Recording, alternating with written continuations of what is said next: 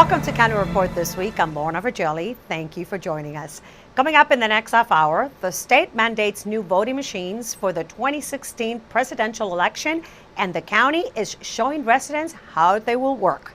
Council members meet with several faith leaders. And later on the show, Montgomery College celebrates International Peace Day with a soccer game. But first, a bill before County Council that would restrict pesticide use on private lawns and some public property is scheduled for a vote in the coming weeks. Susan Kennedy reports. The measure would prohibit the use of certain pesticides on lawns and also on certain county-owned property. This was the fourth work session on the bill, and at this latest meeting, Transportation and Environment Committee Chair Roger Berliner proposed an alternative with the goal of instead reducing the use of pesticides, and it was approved by the committee. What this measure does is it calls for a 50% reduction in the use of pesticides in our county over the next 3 years. And if we don't achieve that, to really look and say, okay, we need to do more. And in the meantime, we're going to protect children at playgrounds and at tot lots, public and private. And we're saying to our public, when you use pesticides, you need to sign a form that shows you're aware of the risks and aware of the alternatives. So we increase awareness. You know, you can't go from 0 to 60 in these kinds of initiatives. What we're looking at here is the most aggressive approach to pesticides in the nation. And that's the issue. That's a great thing. 72% felt that we should go ahead with Bill 5214. Now, however, Council President George Leventhal, the original bill's lead sponsor, says he has received thousands of letters and correspondence in favor of his measure. He says he will continue to push for stricter rules regarding pesticides until the council takes a final vote.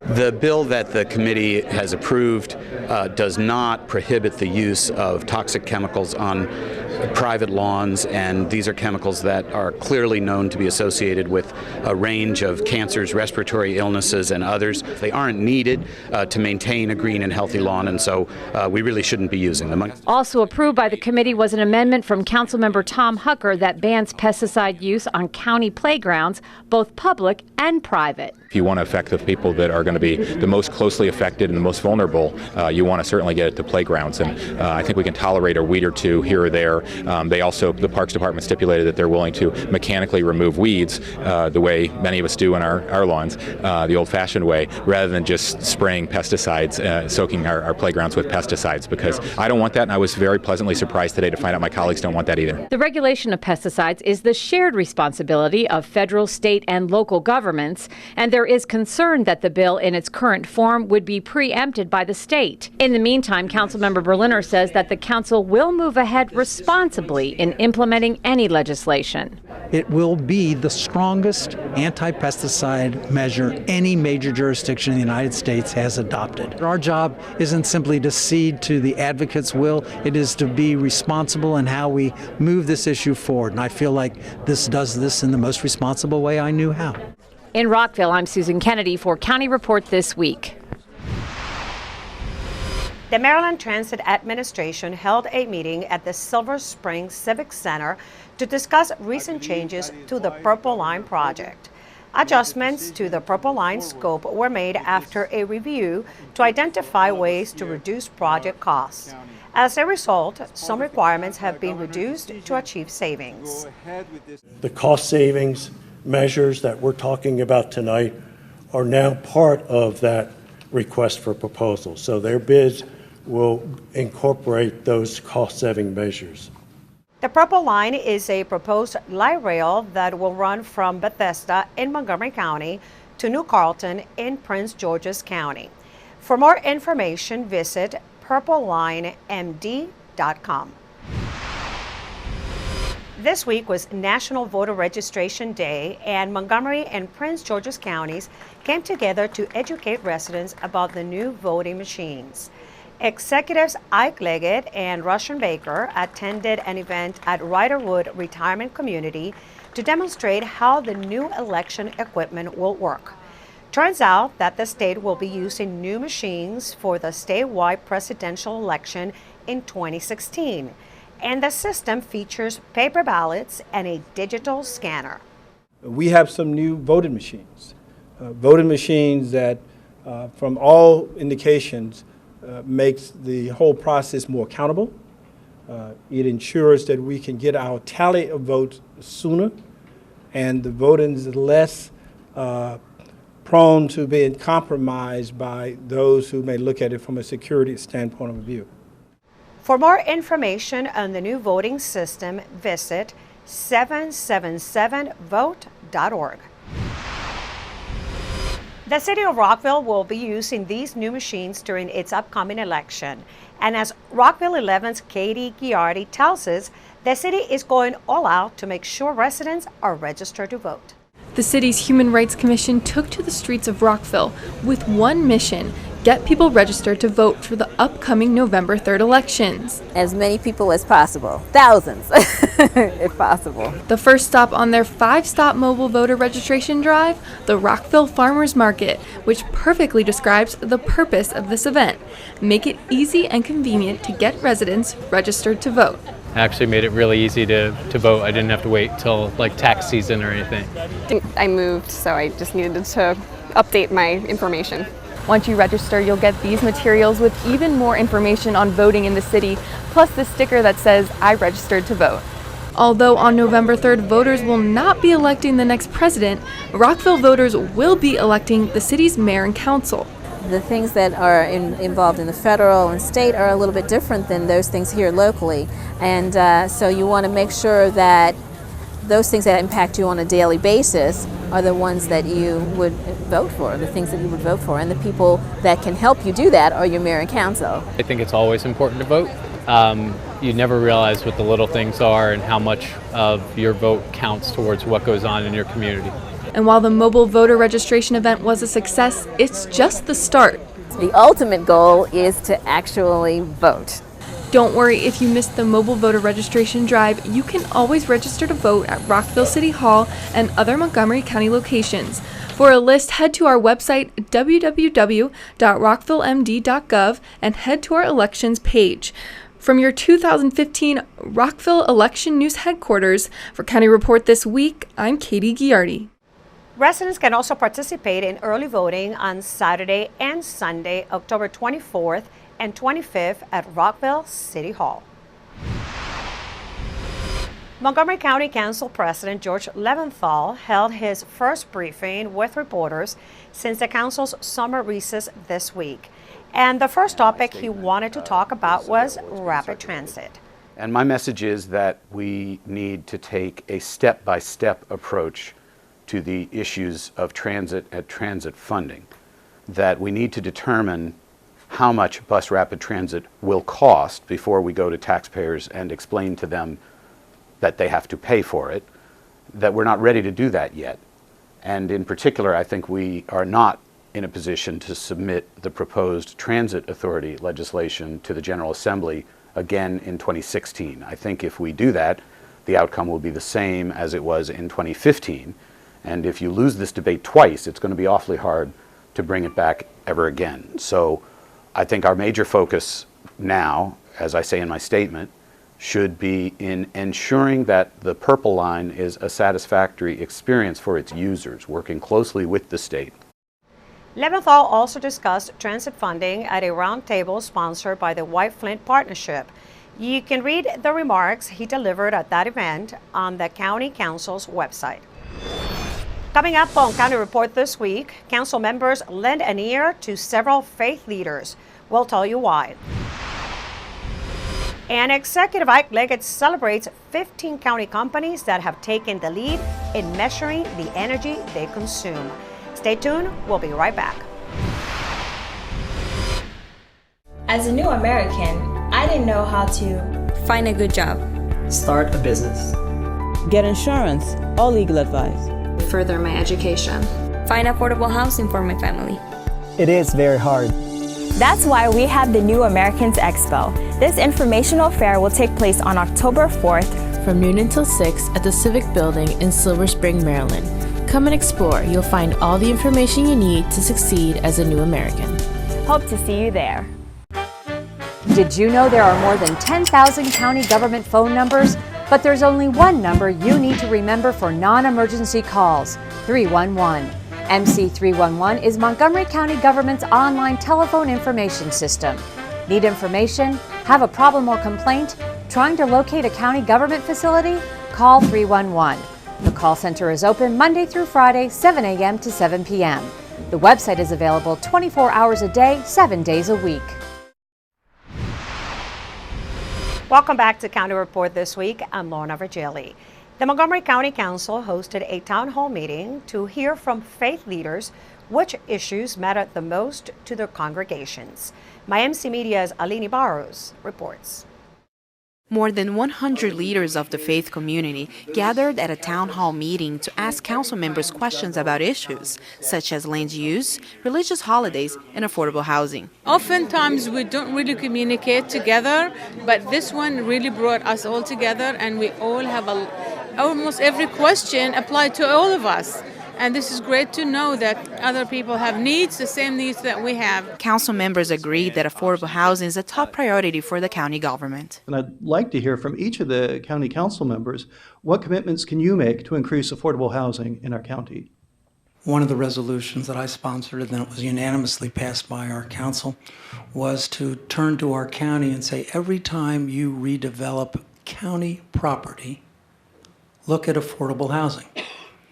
So go down to the Silver Spring Library and know that on that property now we will have one of the largest senior citizen affordable housing units in our county. Faith leaders also asked about plans to extend services for PreK programs in the county and shared their disappointment on the fact that Montgomery County Public Schools removed religious references from its calendar. A lot of people are upset because the calendar now is been stripped out of holidays. When I heard two of my colleagues the other day say, why is Monday we have no schools? And they couldn't figure out why, because there's nothing says on that calendar that we're closing because it was Rosh Hashanah. Council members then urged the faith community to work together. Land is expensive. It's difficult to access. You have growing immigrant communities that need a place to worship, and yet it's not easy to find space. That's why I suggested that the churches and other faith communities here get to know each other, because established churches may have space. In Rockville, for County Report this week, I'm Alini Barros. The county's Department of Environmental Protection recognized building owners, tenants, and other companies that benchmarked their buildings and reported energy data to the county. These organizations have jump-started their reporting processes to meet the county's benchmarking law, which compares one building's energy use against a national set of peer buildings. We are using more solar energy in our buildings and in our schools. These leaders who we recognize today are the best examples of the private sector recognizing the importance of a sustainable economy and, more importantly, taking action, and to take it, as I indicated before, a year ahead of schedule. Here is a list of the recognized companies. The benchmarking law helps the county in its strategies to reduce greenhouse gas emissions 80% by the year 2050. Every year, Montgomery College celebrates International Peace Day in a unique and special way. MCTV's Michael Brown has a story.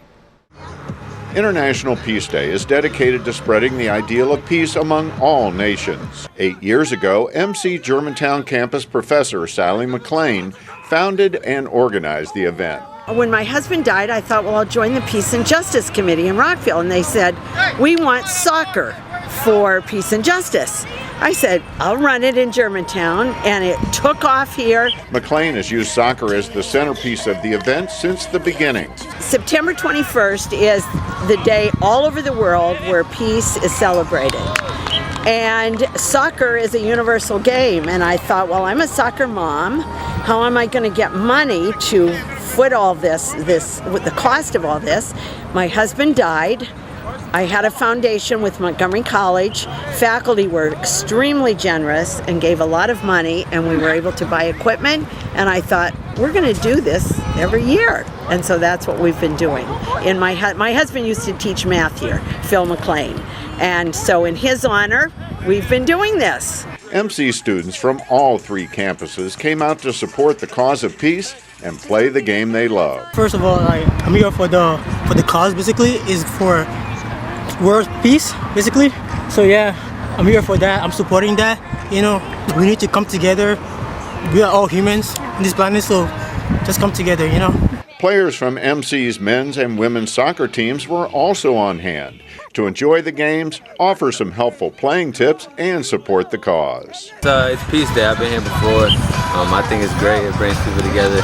As the turnout made clear, the event gets more popular every year. MC students, faculty, and staff from all over the world, all coming together to play a game they love to spread the ideal of peace. It was a beautiful event on a beautiful day. For County Report this week from MC's Germantown campus, I'm Michael Brown. Coming up on County Report this week, an elementary school is toured by federal and state officials. They were checking out the pre-kindergarten classroom. And the Audacity of Hoops competition is coming up in downtown Silver Spring. Stay tuned, we'll be right back. In Montgomery County, we have a goal to reduce waste and recycle 70% of all waste by 2020. By recycling and reducing waste, we save natural resources and make our community even better. So recycle at home, work, school, everywhere, and keep recycling going. For more information, call the Montgomery County, Maryland Division of Solid Waste Services at 311 or visit montgomerycountymd.gov/recycling. Keep it going. Recycle more now.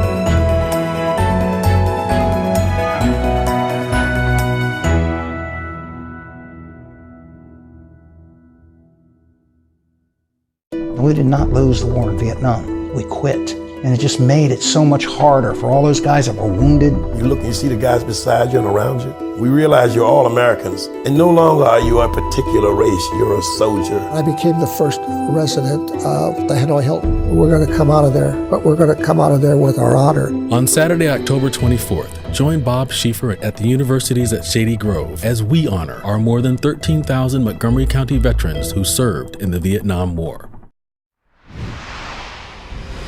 Welcome back to County Report this week. I'm Lorna Virgili. U.S. and Maryland Department of Education officials got a glimpse of the MCPS pre-kindergarten expansion classroom at Broad Acres Elementary School. MCPS TV was on hand for the visit.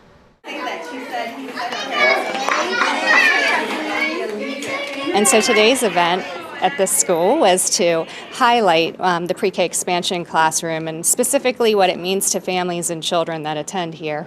We had a chance to talk about the preschool expansion class, which is also known as the PreK Plus class, where children, 4-year-old boys and girls, get to participate in an all-day preschool program. A 6-hour school day where breakfast and lunch is provided to all of our students at no cost to families. Students are learning math skills, literacy skills. There is an opportunity for social emotional learning. Classroom teachers are provided with professional development so that they are equipped with the tools to meet the needs of the students. I think that it's important for people to come in and see just what's actually going on in the classrooms, the learning that's taking place, the just interactions through play, and just how much the kids are learning from each other, from their teachers, from their peers. We were delighted to be able to be invited to this school and be able to see this classroom and see how children were actively engaged throughout the day in learning activities, being able to have great child-adult interaction with their teacher, engagement of parents, and to be able to really prepare kids to be successful when they enter kindergarten. Two things that really impressed me. One was the way the school really involved the community and the parents. And the second thing was the quality of the staff. The principals and the people from the county and the teachers. Those were two really impressive things. Montgomery County Public Schools is doing an excellent job with the pre-K expansion. They have a lot of collaboration and support for parents. And I guess the most exciting part was seeing the parents and hearing their stories and hearing how the program really affects their children and their family in a positive way. It's always beautiful. Well, he has benefited a lot because he's learning a lot. Like every day he comes in with new words, new songs. He just loves it. 5 MCPS schools are currently participating in the first year of the pre-K expansion classroom. MCPS continues to offer free half-day pre-kindergarten in schools throughout the county for income-eligible families. Spaces are still available and children must be 4 years of age. Go to montgomeryschoolsmd.org for more information. Flu season is around the corner, and the county's Department of Health and Human Services is urging residents to get a flu vaccination to protect against illness during flu season. The county will host several vaccination clinics during the next few weeks. Also, the online appointment system is already available. Flu shots will be available to individuals 6 months of age and older. To make an appointment, visit montgomerycountymd.gov/flu or call 311. MCPS high school players can show their free throwing skills at the annual Audacity of Hoops basketball tournament on October 3rd in downtown Silver Spring. The 3-on-3 tournament uses sports and recreation as a way to engage students and their families in constructive activities. You must register with a team by October 2nd. Call 240-777-6916 or email jose.segura@montgomerycountymd.gov. Coming up on County Report this week, the Planning Department is gearing up to improve bicycle connectivity in the county. And we'll meet our Pet of the Week. Stay tuned, we'll be right back. If you are a high school student or a Montgomery College student, the Scholarship Conference is going to give you guest speakers, workshops, four-year school representatives who are going to talk all about the different ways that scholarships are given out and what you can do to go find those scholarships, apply for them, and then earn scholarships that are going to help you pay for college.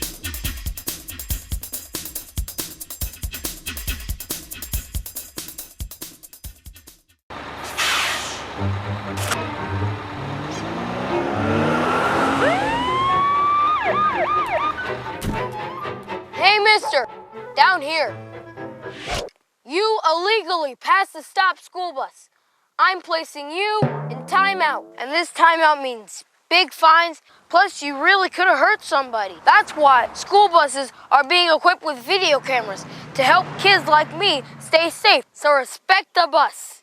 Montgomery College invites you and your family to experience live music, chef demonstrations, a parade of cultures, and more at the World of Montgomery Festival on Sunday, October 18th from noon to 5 at the Rockville campus. You won't want to miss this. Welcome back to County Report this week. I'm Lorna Virgili.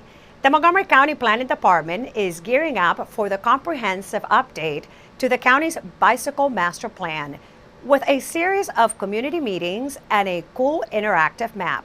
This plan is paving the way to improve bicycle connectivity in the county.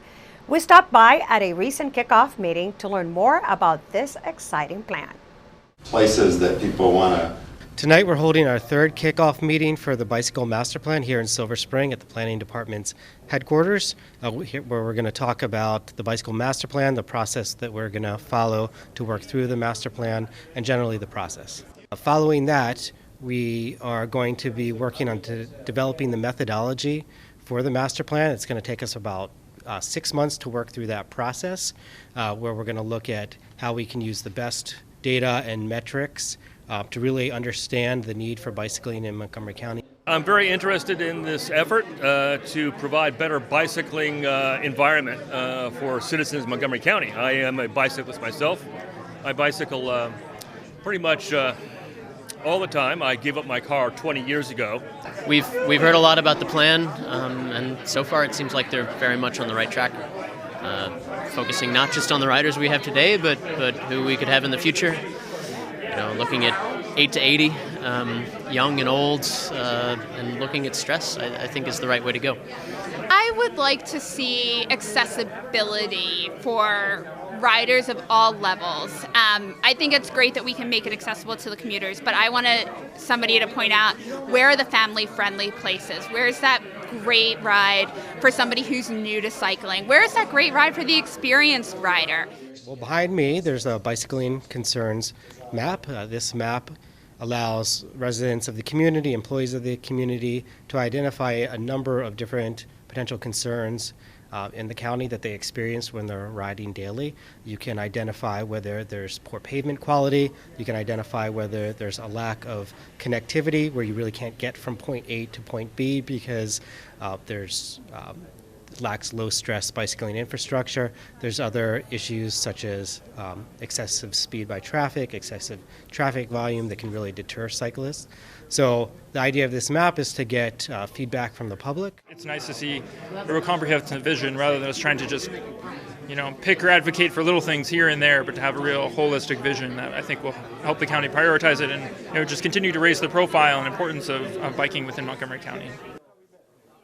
To learn more, go to montgomeryplanning.org/bikeplan.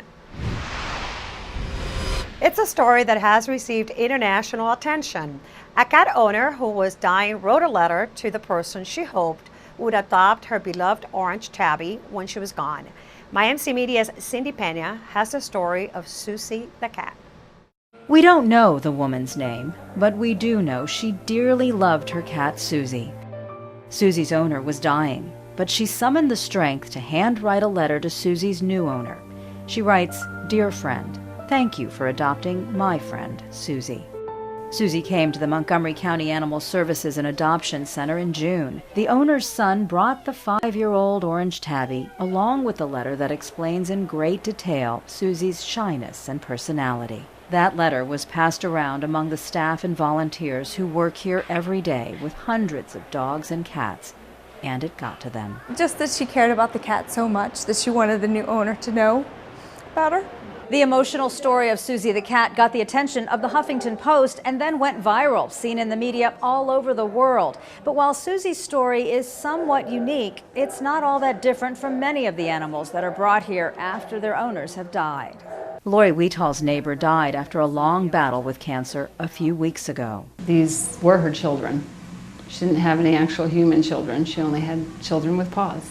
Knowing Lori volunteered here, the two friends talked about what would happen with Heather. She just, briefly had talked about when that time comes, she wants to make sure cats have a good home. I said, if you get her here to Montgomery County Animal Shelter, we'll take really good care of her.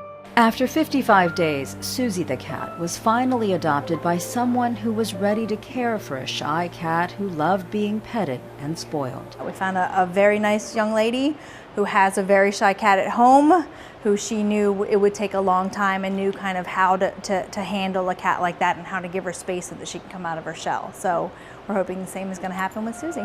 Susie's former owner had these final words. "I hope you enjoy Susie as much as I have." For County Report This Week, I'm Cindy Pena. And now let's meet another pet. Kathy Stanhope joins us from the Montgomery County Animal Services and Adoption Center with more in our Pet of the Week segment. Kathy? As I have always said, we have everything here at Montgomery County Animal Services and Adoption Center on Muncaster Mill Road in Durwood. And today we have these two little delightful piglets.